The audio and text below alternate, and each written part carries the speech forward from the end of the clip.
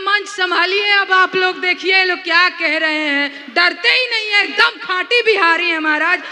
अरे महाराज बोलते रह जाएंगे तो हम क्या बोलेंगे। अभी मैं बैठी हुई थी तो मुझे लगा कि मैं बहुत थक गई हूँ, लेकिन ये जोश ये उत्साह देख करके लग रहा है कि नहीं मेरी बैटरी भी पूरी चार्ज हो चुकी है।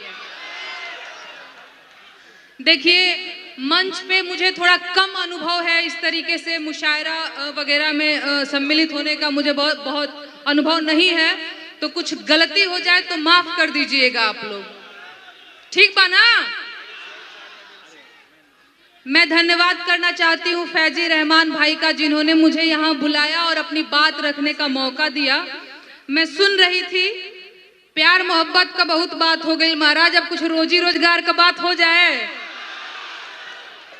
है ना। आप लोग मानते हैं कि नहीं, भूखे पेट जो है वो प्यार मोहब्बत नहीं हो पाएगा, इसलिए क्या जरूरी है, सबसे पहले रोजगार, उसके बाद प्यार। अरे गहना बेचता, गुड़िया बेचता, हरवा बेचता, चूड़िया बेचता, खेतवा धैदा रेहन बलम प्रधान, क्या कहने पिया प्रधान बनब।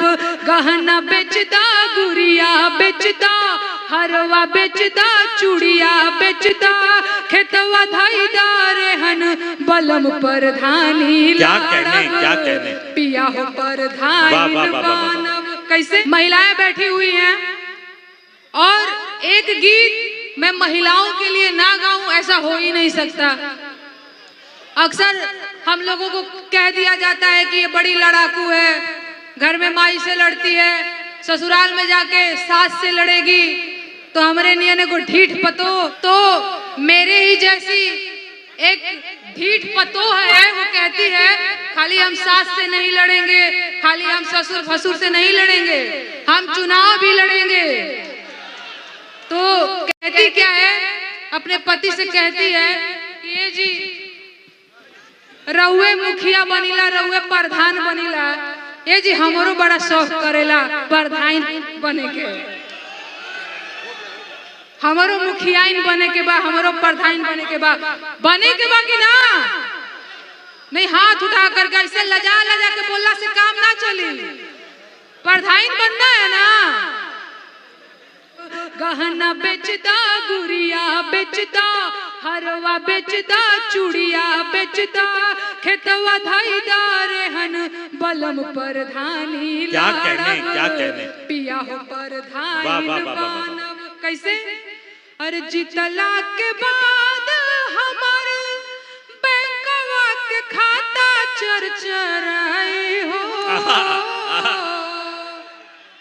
अरे गौवा जवार चाहे के तनो खिसियाई कचकचाई हो, भाव न देह भाव काल में रहब, भाव न देह भाव काल में रहब, सिल्क साड़िया पहन बलम प्रधानी, बलम प्रधानी लाड़ब। पुरजोर तालियां मोहतरमा नेहा सिंह राठौर साहिबा।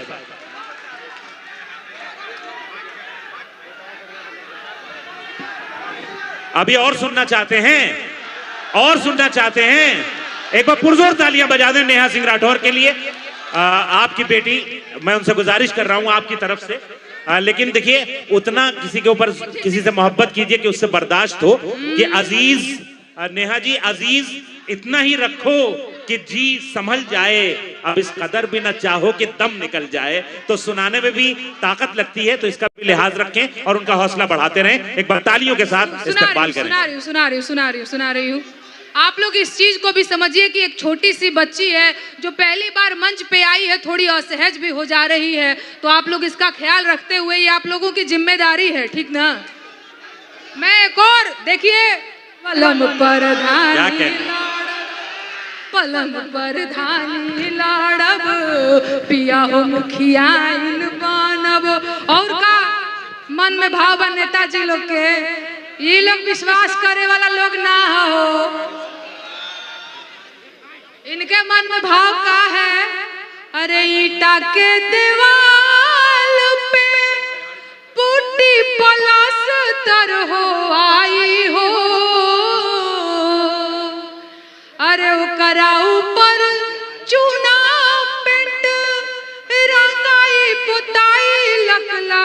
आई हो,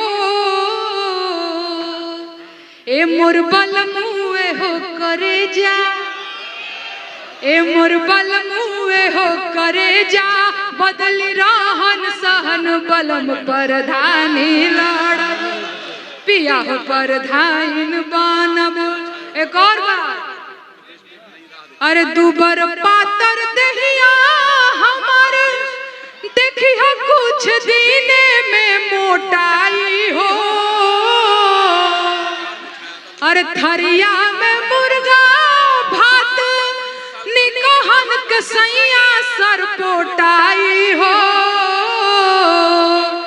अरे बैठी बोले रो परधाइन कहाइब, बैठी बोले रो मुखियाइन कहाइब, बदली रहन सहन बलम परधानी लड़ब, पिया हो परधाइन बनब।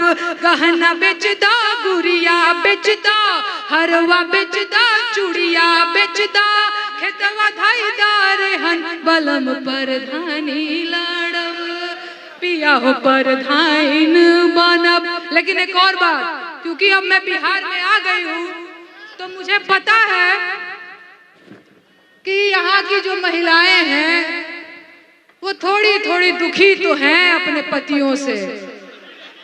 और क्या भाव है, अपने सखी से बता रही हैं कि देहिया गलल रे सखी, देहिया गलल रे सखी, देहिया गलल रे सखी, देहिया गलल रे सखी, कि पियावा मिलल बा शराबी, देहिया गलल रे सखी, पियावा मिलल बा शराबी, देहिया गलल रे सखी।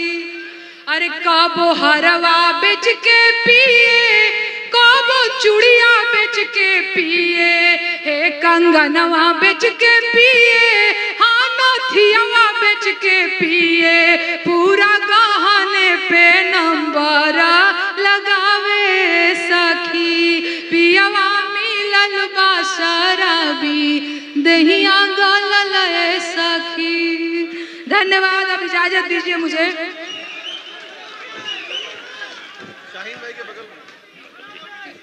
देखिए, एक बार पुरजोर तालियां बजा दें अपनी महबूब लोक गायिका नेहा सिंह राठौर साहिबा, जो आपको मैं बता दूं, मैंने पहले नहीं बताया, उनकी कमर में बहुत तेज दर्द है, वो बीमार हैं, लेकिन उसके बावजूद ये हमारे जो बहुत ही प्यारी शख्सियत हैं जनाब फैजी रहमान साहब, जिनकी समाजी खिदमात से आप सब बखूबी वाकिफ हैं।